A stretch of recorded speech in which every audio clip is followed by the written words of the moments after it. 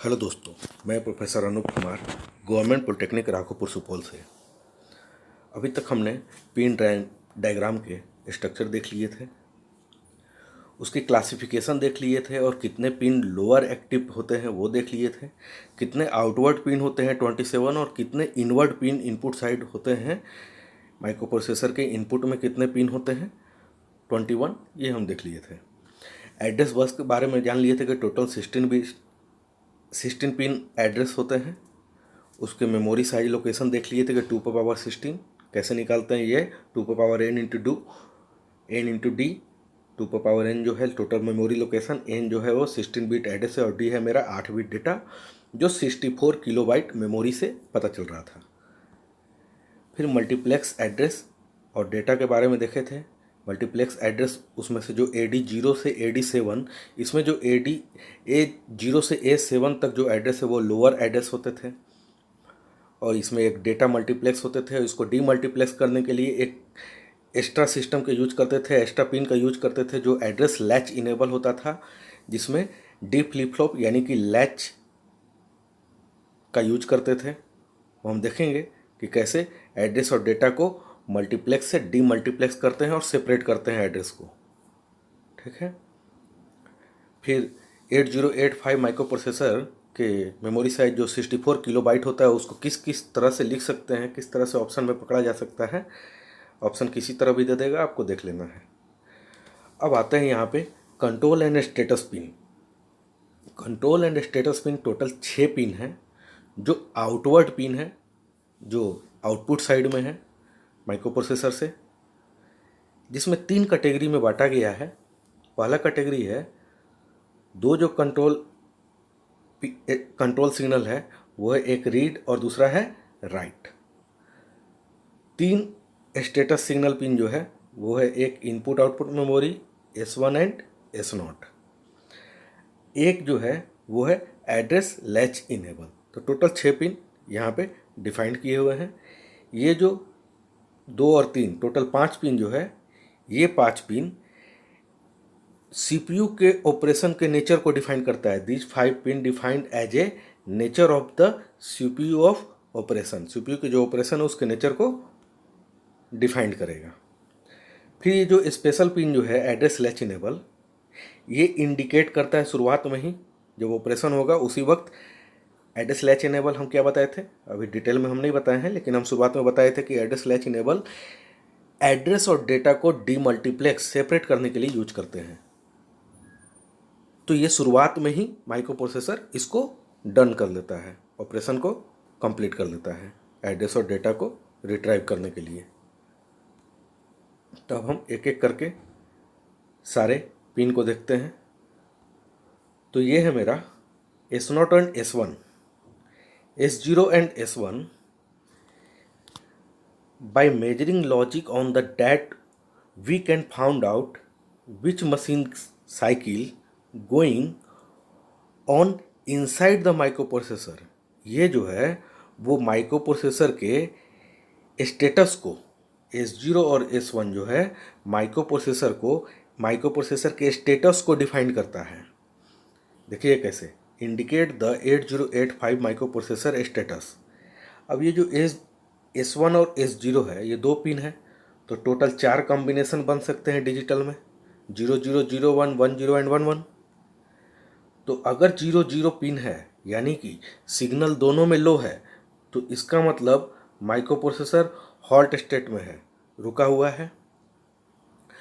अगर 01 है, S1 यहाँ पे हाइयर पिन है और S0 लोअर पिन है।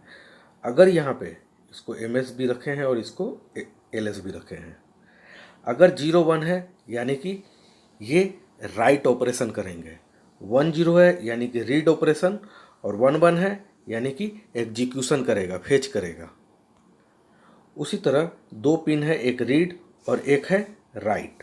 अब देखिएगा यहाँ रीड पे कॉम्प्लीमेंट लगा हुआ है और राइट पे भी कॉम्प्लीमेंट लगा हुआ है। कॉम्प्लीमेंट का मतलब कि अगर सिग्नल मेरा 0 आ रहा है तभी वो पिन ऑपरेशन कर पाएगा, परफॉर्म कर पाएगा, क्योंकि अगर 0 आ रहा है और कॉम्प्लीमेंट लगा हुआ है तो 1 हो जाएगा, एक्टिव मोड में हो जाएगा। तो read operation will be 0, RD complement equal to 0, the read operation can be performed. अगर राइट ऑपरेशन 0 है तो write operation can be perform, लेकिन दोनों एक साथ परफॉर्म नहीं हो सकता है। ये ध्यान दीजिएगा, दोनों एक साथ परफॉर्म कभी नहीं होगा। या तो रीड एक बार परफॉर्म करेगा, उस वक्त राइट परफॉर्म नहीं करेगा, फिर राइट परफॉर्म करेगा तो रीड परफॉर्म नहीं करेगा। लेकिन दोनों परफॉर्म नहीं करेगा ये पॉसिबल है, लेकिन दोनों एक साथ परफॉर्म करे ऑपरेशन वो पॉसिबल नहीं है एट ए टाइम। नेक्स्ट है मेरा input output memory. This is a status signal use to differentiate between input output and memory operation. Memory operation और इनपुट आउटपुट ऑपरेशन को डिफ्रेंशिएट करके स्टेटस सिग्नल डिफाइन करता है। अब देखिए कैसे, अगर ये pin input output memory pin अगर हाई है तो ऑब्वियसली ये इनपुट आउटपुट ऑपरेशन करेगा, क्योंकि मेमोरी पे कॉम्प्लीमेंट है तो लो होगा तभी मेमोरी वर्क करेगा। तो अगर इस पिन पे इनपुट आउटपुट मेमोरी पिन पे अगर हाई सिग्नल आ रहा है तो it can be indicate input output operation. It is an indicate input output operation, input output operation करेगा। अगर सिग्नल लो है इस पिन पे तो यानी कि मेमोरी ऑपरेशन करेगा, it can be indicate memory operation. Next है मेरा एड्रेस लैच इनेबल, और वेरी वेरी इंपॉर्टेंट क्वेश्चन है ये एड्रेस लैच इनेबल। ठीक है, ऑब्जेक्टिव पॉइंट ऑफ व्यू से और more than subjective point of view से। ठीक है, और इंटरव्यू में तो एड्रेस लैच इनेबल फ्रिक्वेंटली पूछेंगे कि what is address latch enable in 8085 pin. Okay, pin number नहीं पूछेंगे क्योंकि थोड़ा कॉम्प्लिकेटेड होता है और वो पिन नंबर बताना भी उस वक्त मुश्किल है। ओवरव्यू बनाने के लिए दे देंगे कि आप पिन डायग्राम बनाएं। देखिए एड्रेस लैच इनेबल के पिन नंबर नहीं पूछेंगे, लेकिन एड्रेस लैच इनेबल के बारे में ज़रूर पूछेंगे। तो हमने बताया था कि AD0 और AD7 तक टोटल 8 पिन जो थे, ये 8 पिन लोअर ऑर्डर एड्रेस थे, यूनिडायरेक्शनल नहीं बाई डायरेक्शनल पिन थे ये, और ये मल्टीप्लेक्स पिन थे, मल्टीप्लेक्स चैनल पिन थे। ये आपस में मल्टीप्लेक्स है एड्रेस और डेटा। तो ये दोनों को सेपरेट करने के लिए, अलग अलग करने के लिए हम एड्रेस लैच इनेबल पिन का यूज करते थे, और ये शुरुआत में ही डन हो जाता था। माइक्रो प्रोसेसर शुरुआत में ही इसको परफॉर्म कर लेता है, एड्रेस को और डेटा को सेपरेट कर लेता है। तो इट सेपरेट द एड्रेस और डेटा बाय यूजिंग डीमल्टीप्लेक्सिंग। शुरुआत में ये मल्टीप्लेक्स में रहते हैं आपस में पिन में। ये इसलिए किया गया है क्योंकि पिन नंबर को घटाया जा सके, है ना। बहुत ज़्यादा पिन अगर बन जाए तो आईसी बड़ा हो जाएगा, इसलिए पिन नंबर को कम करने के लिए 40 पिन में ही 8 पिन में ही दोनों को कंबाइंड करके मल्टीप्लेक्स करके सेट कर दिया गया है कि पिन नंबर भी कम हो जाए और मेरा सर्किट भी छोटा हो जाए, तो और बेस्ट हो जाएगा। आईसी जितना छोटा रहेगा और परफॉर्म वही कर रहा है तो बेस्ट है। तो डीमल्टीप्लेक्स करने के लिए एड्रेस और डेटा को सेपरेट करने के लिए एड्रेस लैच इनेबल का यूज करते हैं। This is A positive going pulse generated every time the microprocessor 8085 being an operation machine cycle, और it indicate the bits on AD0 and AD7। अब इसमें एक ट्राई स्टेट बफर का use होता है। देखिएगा ट्राई स्टेट बफर यहाँ पे है, ये जो सर्किट डायग्राम बना हुआ है यहाँ पे ट्राई स्टेट बफर है। तो हम बताएंगे ट्राई स्टेट बफर क्या होता है। अब देखिएगा A8 से A15 ये तो हायर ऑर्डर एड्रेस हो, ये डायरेक्टली मेमोरी से आसानी से इंटरफेस हो गए। लेकिन AD0 से AD7 तक ये दोनों के दोनों मल्टीप्लेक्स हैं एड्रेस और डेटा। तो इसको डीमल्टीप्लेक्स करने के लिए एक latch system D flip flop use करेंगे, जो लेबल ट्रिगर देंगे हम। और लेबल ट्रिगर कहाँ से देंगे? इस एड्रेस लैच इनेबल से। तो ये एड्रेस लैच इनेबल से ट्रिगर करेंगे, और जैसे ही यहाँ पे ध्यान से देखिएगा, अगर एड्रेस लैच इनेबल 1 है, सिग्नल 1 है, तो डायरेक्ट डी फ्लिप फ्लॉप क्या होता है? डेटा को डी फ्लिप फ्लॉप होता क्या है? सिंपल डेटा को ट्रांसफ़र कर देता है। इसको डिले फ्लिप फ्लॉप करते थे। ये आउटपुट, इनपुट और आउटपुट में कोई चेंज नहीं करता था ना ये डी फ्लिप फ्लॉप, इसलिए तो इसको डिले फ्लिप फ्लॉप करते थे। डिले फ्लिप फ्लॉप क्यों कहते थे? क्योंकि ये सिर्फ और सिर्फ डिले प्रोवाइड कर रहा है सम टाइम, क्योंकि कुछ ना कुछ तो सर्किट डी फ्लिप फ्लॉप कुछ ना कुछ माइक्रो सेकेंड का टाइम लेगा, तभी ये परफॉर्म कर पाएगा।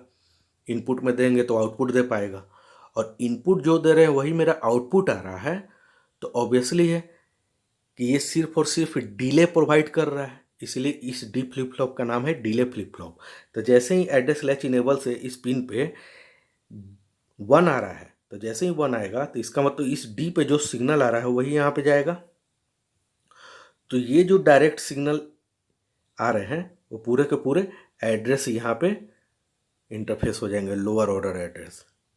लेकिन जैसे ही सिग्नल मेरा 0 आया तो ये डी फ्लिप फ्लॉप काम नहीं करेगा, ट्रिगर नहीं मिलेगा, इसे ट्रिगर नहीं मिलेगा तो वर्क नहीं करेगा, और पूरा का पूरा डेटा यहाँ से रिट्राइव कर देंगे इस पूरे पिन से।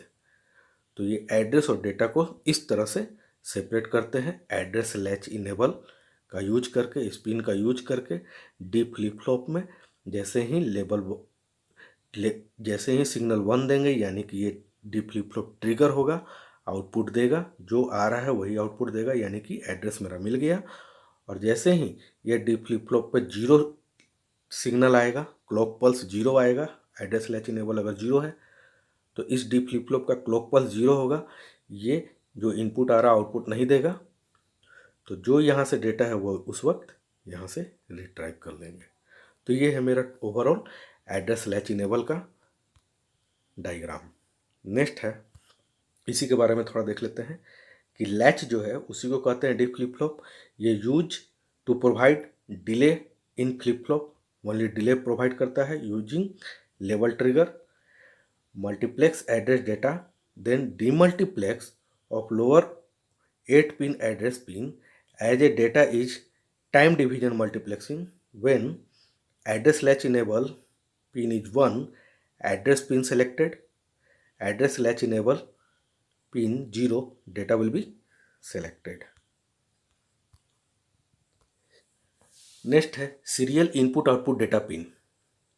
सीरियल इनपुट डेटा पिन अगर 1 है, सीरियल इनपुट डेटा पिन अगर 1 है तो serial data input by use of RIM instruction, हम आगे देखेंगे तो एक रीम इंस्ट्रक्शन देखेंगे जब प्रोग्राम में आगे बढ़ेंगे हम लोग, तो एक रीम इंस्ट्रक्शन देखेंगे और एक देखेंगे सीम इंस्ट्रक्शन। सीम इंस्ट्रक्शन और रीम इंस्ट्रक्शन का क्या यूज है हम आगे बहुत अच्छे से डिटेल में देखेंगे।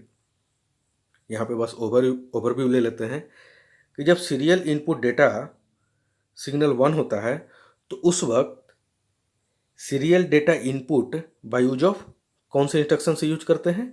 रीम इंस्ट्रक्शन। इनपुट कौन से डेटा से यूज करते हैं? रीम इंस्ट्रक्शन से। और जिस वक्त सीरियल आउटपुट डेटा 1 होते हैं उस वक्त सीरियल डेटा आउटपुट वो यूज होता है किसके द्वारा? सीम इंस्ट्रक्शन। ठीक है, ये जो है रीड इंटरप्ट मास्क और ये है सेट इंटरप्ट मास्क। तो वो हम आगे अच्छे से देखेंगे कि रीड इंटरप्ट मास्क इंस्ट्रक्शन कैसे वर्क करता है और सेट इंटरप्ट मास्क कैसे वर्क करता है। वो टोटल 8 बीट का हम अलग अलग सेपरेट दिखाएंगे कि किस नंबर का किस बीट का क्या रोल है। Read interrupt mask represent status of interrupt and set interrupt mask control the interrupt. ये दोनों का एक बेसिक पर्पस है कि ये स्टेटस इंटरप्ट का स्टेटस बताएगा और ये इंटरप्ट को कंट्रोल द इंटरप्ट को कंट्रोल करेगा। ये सेट इंटरप्ट मास्क जो आउटपुट को यूज करने के लिए कर रहे हैं। सेट करना यानी कि आउटपुट जहाँ से आ रहा है। रीड का मतलब रीड इंटरप्ट मार्क्स यानी कि इनपुट ले रहे हैं ना, तो थोड़ा सा यहाँ से सेट कर लीजिएगा कि कैसे आपको याद करना है। इनपुट यानी कि रीड, आउटपुट यानी कि सेट। ओके, नेक्स्ट पढ़ते हैं frequency and power supply pin. एक तो VCC था जो 5 वोल्ट देते थे प्लस 5 वोल्ट, दूसरा था 20 नंबर पिन पे ग्राउंड, 40 नंबर पिन पे VCC था जहाँ पे सप्लाई देते थे 5 वोल्ट का, ग्राउंड 20 नंबर पिन पे जहाँ पे VSS पिन था। फिर ऑपरेटिंग फ्रिक्वेंसी 3 मेगाहर्ट्ज होता था माइक्रो प्रोसेसर का, तो वो pin number 1 and pin number 2 पे X1 एंड X2 देते थे, और क्रिस्टल ऑक्सीलेटर के थ्रू 6 मेगाहर्ट्ज आता था और वो डिवाइड कर देता था 3 मेगाहर्ट्ज पे, और वही ऑपरेटिंग फ्रिक्वेंसी होता था 8085 माइक्रो प्रोसेसर का। यहाँ पे लिखे हुए हैं कि we can connect 6 megahertz crystal oscillator between X1 and X2 and internally divided by 2 circuit is use to get 3 megahertz clock frequency. तो ये क्रिस्टल ऑक्सीलेटर का एक अपना एप्लीकेशन है। नेक्स्ट होता था क्लॉक आउट। एक क्लॉक आउट पिन था। By use of this pin clock pulse provided to other interface peripheral for better synchronisation. जो क्लॉक आउट था, अदर इंटरफेस, जितना भी अदर जो मेमोरी इंटरफेस के लिए यूज करते हैं माइक्रो प्रोसेसर के अलावा, उसको क्लॉक फ्रीक्वेंसी प्रोवाइड करने के लिए सिंक्रोनाइजेशन होना चाहिए कि जो मेरा माइक्रो प्रोसेसर का फ्रीक्वेंसी क्लॉक ऑपरेटिंग फ्रीक्वेंसी है, वही उस मेमोरी का भी, उस इंटरफेस मेमोरी का भी, या उस अदर डिवाइस का भी आईसी का ऑपरेटिंग फ्रीक्वेंसी होना चाहिए। तो उसको सिंक्रोनाइज करने के लिए यूज करते हैं। नेक्स्ट है external initiated signal including interrupt. तो एक्सटर्नल इनिशिएटेड सिग्नल रीसेट है, रेडी पिन है, होल्ड, हेल्ड, इंटरप्ट कौन कौन से थे? ट्रैप थे, RST 5.5, 6.5, 7.5, INTA, ये सारे के सारे इंटरप्ट जो बताए मैंने 5, ये हार्डवेयर इंटरप्ट है। सॉफ्टवेयर इंटरप्ट ये हम बाद में बताएंगे कि सॉफ्टवेयर इंटरप्ट कौन कौन से होते हैं। RST 0, 1, 2, 3, 4, 5, 6, 7, उसके एड्रेस कौन कौन से होते हैं, कौन कौन सा उसका वेक्टर एड्रेस होता है, ये सब हम आगे देखेंगे। तो reset pin, when the reset pin is activated by an external key, when the reset pin is activated by external key, कोई भी एक्सटर्नल की से जब रीसेट पिन एक्टिवेट होता है, all internal operation are suspended. जितने भी इंटरनल ऑपरेशन हो रहे हैं वो सारे के सारे सस्पेंड हो जाएंगे, and the program counter is clear, और सारे के सारे प्रोग्राम काउंटर क्या हो जाएंगे? क्लियर हो जाएंगे, और वो होल्ड कर देगा कहाँ पे? 000H पे। Now the program execution can again being at the 000 memory address. अब देखिएगा, यहाँ पे समझिएगा कि ये मेरा इंस्ट्रक्शन दिया हुआ है, ये मेमोरी है, स्टार्ट हुआ मेरा 0000H से, फिर 0001H। 16 बिट का मेमोरी होता है ना, तो ये 16 बिट का मैंने लिखा है। 00 मान लीजिए 04H है। तो उसी तरह आगे बढ़ते जाएंगे। तो मान लीजिए यहाँ पे मेरा इंस्ट्रक्शन वर्क कर रहा था, फेच कर रहा था, एग्जीक्यूशन कर रहा था, लेकिन इस वक्त कौन सा पिन एक्टिवेट हुआ? रीसेट पिन जैसे ही इस वक्त एक्टिवेट हुआ, पूरा का पूरा फिर से कहाँ से स्टार्ट हो जाएगा? मेरा प्रोग्राम काउंटर होल्ड करके रखता है कि मेरा माइक्रो प्रोसेसर वहाँ से एग्जीक्यूशन स्टार्ट करे, फिर नेक्स्ट को फेच करने के लिए फिर प्रोग्राम काउंटर उस मेमोरी को होल्ड करके रखता है कि फिर से उस नेक्स्ट मेमोरी को फेच करे, फिर प्रोग्राम काउंटर इंक्रीज कर देता है। तो जैसे ही रीसेट पिन एक्टिवेट हुआ, इस इंस्ट्रक्शन पे वापस पूरे के पूरे माइक्रो प्रोसेसर में ऑपरेशन को सस्पेंड कर देगा, और शुरुआत से मेमोरी जो है उसे होल्ड करके 000H पे लेके चला जाएगा। तो ये है रीसेट पिन। रीसेट नाम से ही आपको पता चल रहा है कि रीसेट कर देगा टोटल के टोटल, फिर शुरुआत से उसको बिगिन है ना, again being at the 0 memory address, फिर से उसको शुरुआत करना पड़ेगा। तो ये है रीसेट का। नेक्स्ट है मेरा इंटरप्ट। तो इंटरप्ट को हम नेक्स्ट क्लास में देखेंगे, ये थोड़ा लंबा जाएगा, क्योंकि ये जितने टाइप ऑफ इंटरप्ट है, हार्डवेयर इंटरप्ट है, ये सॉफ्टवेयर इंटरप्ट होते हैं RST 0 to RST 7 तक, है ना। इसका भी एक पार्टिकुलर एड्रेस होता है, वेक्टर एड्रेस होता है, वो हम देखेंगे आगे। तो ये पांचों हार्डवेयर इंटरप्ट को आगे हम डिटेल में पढ़ेंगे। Thank you so much.